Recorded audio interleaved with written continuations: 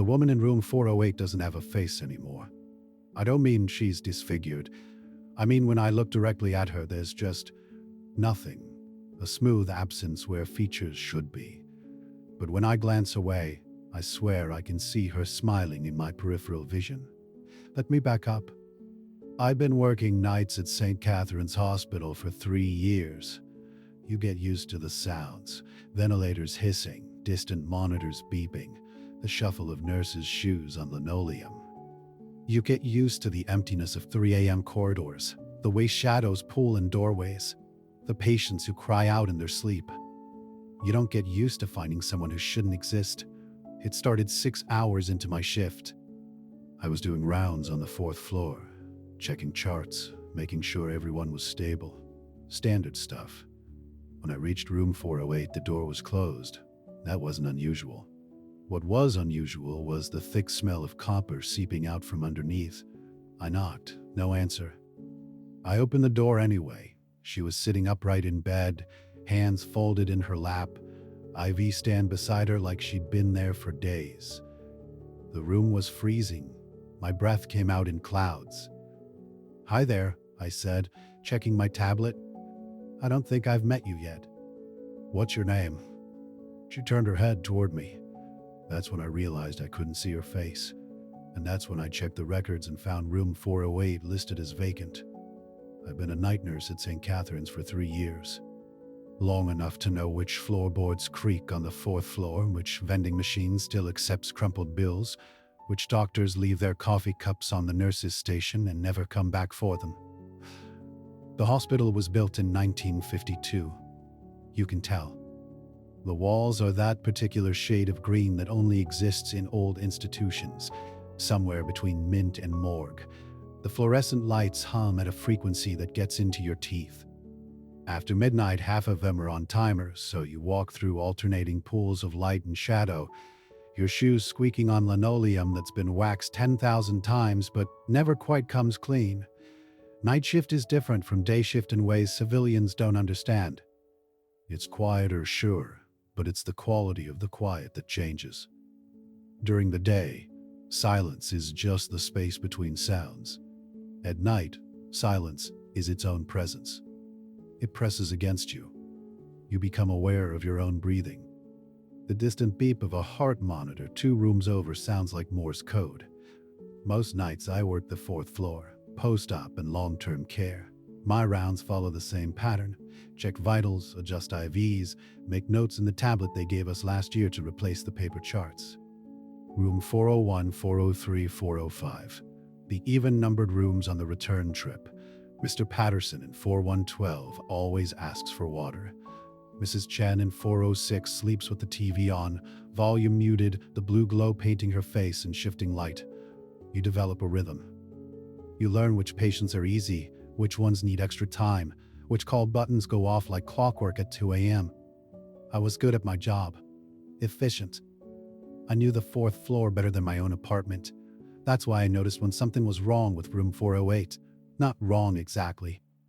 Just present. Like someone had rearranged furniture in a familiar room, but only slightly. You couldn't point to what had changed, but your body knew. The air tasted different when I walked past that door. Colder, somehow. Thicker. I'd passed that room 100 times before. It had been empty for weeks, but tonight, the door was closed. I checked the scheduling board when I got back to the nurses' station. Room 408 was listed as unoccupied. The bed was supposed to be stripped, waiting for environmental services to deep clean it before the next admission. I pulled up the digital records. Nothing. No patient assigned. No pending transfer. But the door had been closed. I walked back down the hallway, my shoes making too much noise against the linoleum. The door to 408 was still shut. I stood outside it for longer than I should have, my hand hovering over the handle. 3 things stopped me from opening it right away. First, there was a chart holder mounted on the wall beside the door. It had been empty that morning. Now it held a manila folder, the old-fashioned kind we hadn't used since the digital system went live. Someone had written a patient name on the tab, but the ink had smeared into illegibility. Second, the room had always been dim when empty. We left one overhead light on for safety, but light was leaking from under the door now. Not the harsh fluorescent glow of the overheads. Something softer, warmer. The kind of light that comes from a bedside lamp, the kind patients bring from home to make the space feel less clinical. Third, I could hear breathing, not labored, not distressed, just the slow, rhythmic sound of someone deep asleep.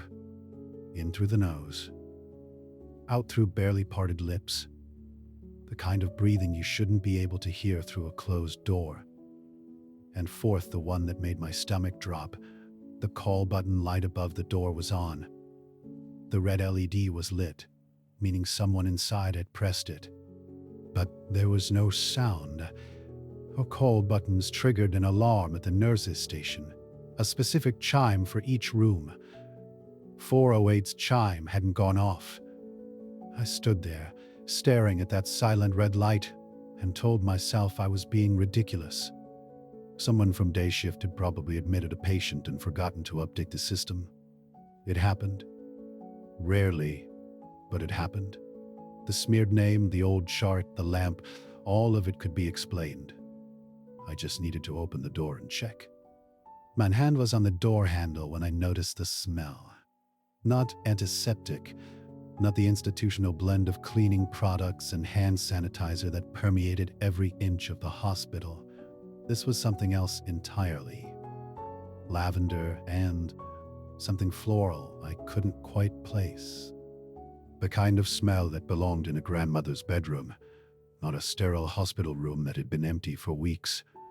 I pushed the door open. The lamp was on, a small brass thing with a cream-colored shade, sitting on the bedside table where nothing had been that afternoon. The light it cast was honey-warm, painting soft circles on the wall. And in the bed, under the standard-issue hospital blanket, someone was sleeping, an old woman. White hair spread across the pillow in careful waves, like someone had brushed it for her before bed. Her hands were folded on top of the blanket, liver spotted and still. Her chest rose and fell with that same slow, peaceful rhythm I'd heard from the hallway. She looked so normal it hurt. "Ma'am?" My voice came out smaller than I'd intended. "Ma'am, I don't have you in our system. Can you tell me your name?" She didn't stir, didn't even twitch, just kept breathing in that deep, undisturbed way. I moved closer to the bed, my shoes squeaking against the linoleum. The manila folder sat on the bedside table next to the lamp, and I picked it up with hands that had started to shake. The smeared name on the tab was still illegible, but inside was a single sheet of paper, handwritten.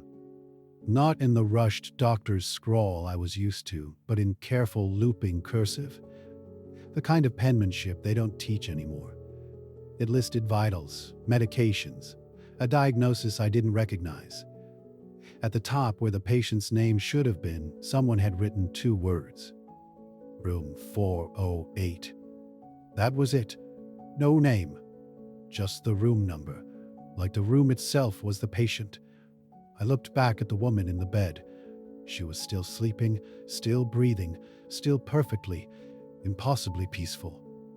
My instinct was to check her wristband, but when I leaned closer, I saw she wasn't wearing one. No IV line either, no monitors, nothing connecting her to the hospital at all, except the bed beneath her and the blanket keeping her warm.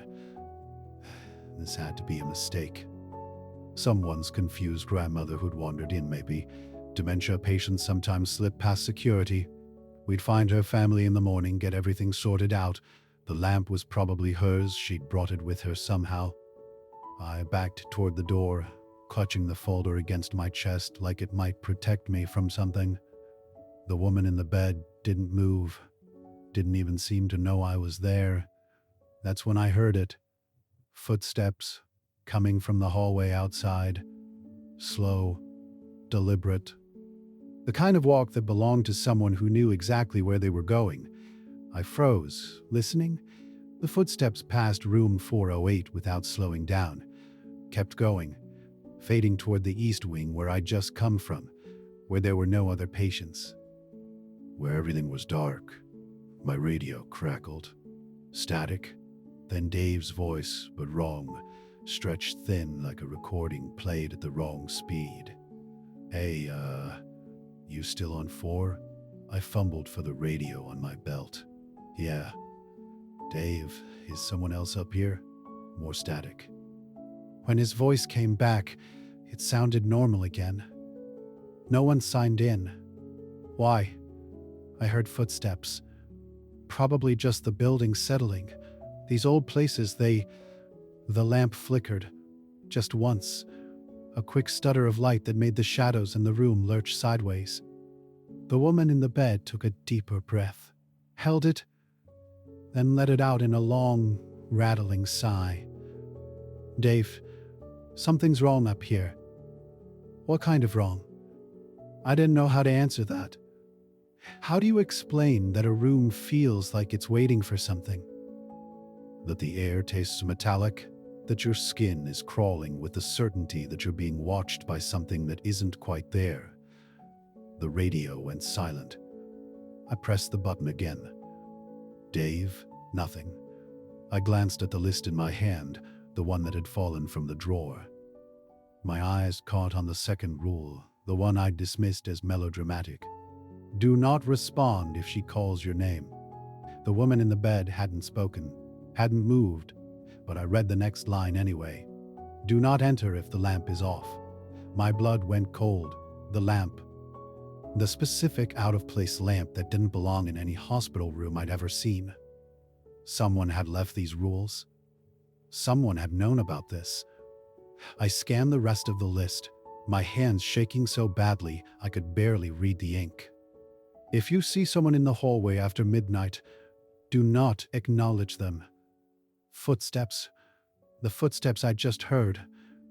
If she opens her eyes, leave immediately and lock the door from the outside. I looked at the woman. Still sleeping, still breathing. But her eyelids were twitching now, moving beneath the paper-thin skin like something was trying to push through from the other side. Do not ask her questions. I'd asked her name. Christ, I'd asked her name. The lamp flickered again. Longer this time. The room plunged into darkness for a full second before the light returned, dimmer than before. The shadows in the corners seemed thicker, closer. If the lights begin to fail, leave the floor entirely. I didn't wait to see if the lamp would flicker again. I backed toward the door, never taking my eyes off the woman in the bed. The paper in my hand crinkled, too loud in the smothering silence. Her eyelids were still moving, faster now, like REM sleep, but wrong. Frantic. Something behind them was awake, even if she wasn't. My hand found the door handle. Cold metal, solid, real. I twisted it. It didn't move. I tried again, pulling harder. The handle turned, but the door wouldn't budge, like something on the other side was holding it shut. My breath came faster, fogging in the air. When had it gotten cold? And I pulled again with both hands, the list crumpling between my palm and the metal. The woman's breathing changed. It was faster, deeper. The rhythm I'd been listening to for minutes, the steady rise and fall that had felt almost normal, was speeding up. Her chest rose and fell like she'd just run a marathon, like she was surfacing from somewhere deep and dark and didn't want to. The door gave suddenly and I stumbled backward into the hallway, catching myself against the opposite wall. The impact knocked my radio loose from my belt. It clattered to the floor, the sound echoing down the empty corridor. Inside the room, the lamp went out completely. I could still see her in the ambient light from the hallway, still see the shape of her in the bed, but something was different. The angle of her head, the position of her arms. She hadn't moved. I would have seen her move, but she wasn't lying the same way anymore. Her eyes were open, not opening, open, like they'd been that way the whole time, and I was only just now seeing it. They caught the light from the hallway, reflecting it back like an animal's eyes. Flat, silver, wrong. If she opens her eyes, leave immediately and lock the door from the outside. I grabbed the door and slammed it shut. My hands shook so badly I could barely grip the key Dave had given me. It took 3 tries to get it in the lock. Behind the door, I heard the sheets rustle. A weight shifting. Feet hitting the floor with a soft sound that shouldn't have been audible through the heavy wood but was. The key turned. The lock clicked. Something hit the door from the inside. Not a bang, not a slam, a thud, like a body pressing against it, testing it. The metal lock plate rattled in its screws. I stepped back, still clutching the key so hard the teeth bit into my palm. The pressure against the door continued, steady, patient, wrong. Not the frantic pounding of someone trapped, something that knew the door would hold. Something that could wait. Then I heard it. My name, spoken clearly, softly from inside the room. In a voice I recognized but couldn't place. Someone I knew, someone I trusted.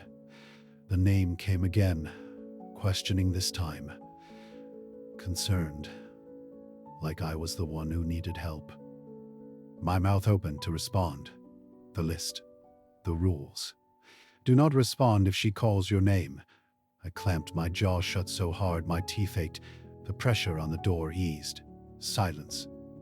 I backed down the hallway, the key still cutting into my skin, and I didn't stop until I reached the nurse's station. I waited there until dawn. Dave never came back. When the morning shift arrived at 6, I asked about room 410. The day nurse Patricia looked at me like I'd asked about Atlantis. There is no room 410, she said. This floor only goes to 408, always has. I walked her down the hall, showed her the door. The number was there, brass and tarnished, exactly where it had been all night. She stared at it for a long moment, her face doing something I didn't like. Then she pulled out her master key and opened it. The room was empty, not abandoned, empty. No bed, no machines, no curtains. Just bare walls, stripped floor, and a single electrical outlet. Dust thick enough to show our footprints. Patricia told me the room had been sealed off 15 years ago after a structural issue. Said the door shouldn't even open. I showed her Dave's key. She held it up to the light, turned it over. This isn't a hospital key, she said. Wrong manufacturer. Wrong cut. They let me go home early. Paid leave, they called it. Stress. I didn't argue. I drove home as the sun came up, my hands still shaking, and I tried to convince myself I'd imagined it. Some kind of exhaustion, hallucination, the mind playing tricks. I almost believed it. Then I got home and checked my phone. 3 missed calls during my shift, all from the same number. I didn't recognize it, but the voicemails were there. I played the first one. Silence. Breathing. Then my name, in that voice I'd recognized through the door. The voice I still couldn't place. The timestamp showed the call had come at 2:47 a.m. From inside the hospital. From a room that didn't exist.